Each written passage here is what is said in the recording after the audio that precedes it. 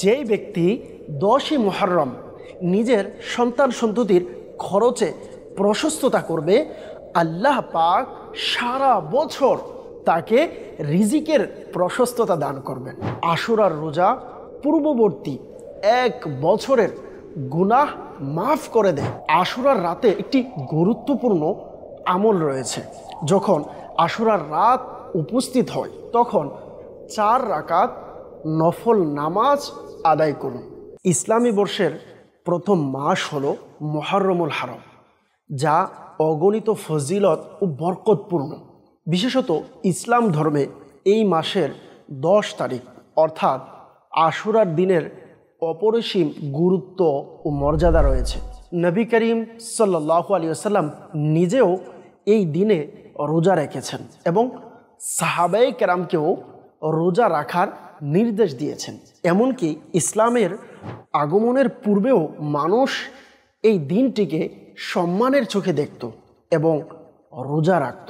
আশুরার রোজার ফজিলত সম্পর্কে নবী করিম সাল্লাল্লাহু আলাইহি ওয়াসাল্লাম ইরশাদ করেন, আমি আশা করি আশুরার রোজা পূর্ববর্তী 1 বছরের গুনাহ মাফ করে দেয়। তবে একটি বিষয় মনে রাখবেন, যখনই আশুরার রোজা রাখবেন তখন এর সাথে 9 মুহররম বা 11ই মুহররমের রোজাও মিলিয়ে রাখবেন। এছাড়াও আশুরার রাতে একটি গুরুত্বপূর্ণ আমল রয়েছে।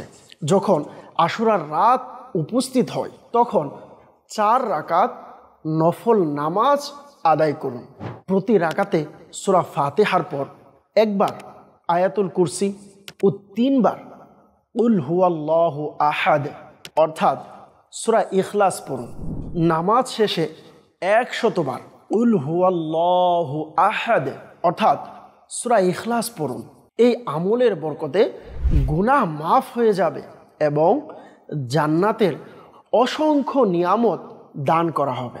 আরও একটি চমৎকার আমল রয়েছে। আমরা সবাই চাই আমাদের রিজিকে যেন প্রশস্ততা আসে। এই সম্পর্কে একটি উপায় বলে দেই। নবী করিম সাল্লাল্লাহু আলাইহি ওয়াসাল্লাম ইরশাদ করেন, যেই ব্যক্তি 10ই মুহররম নিজের সন্তান সন্ততির খরচে প্রশস্ততা করবে, আল্লাহ পাক সারা বছর তাকে রিজিকের প্রশস্ততা দান করবেন।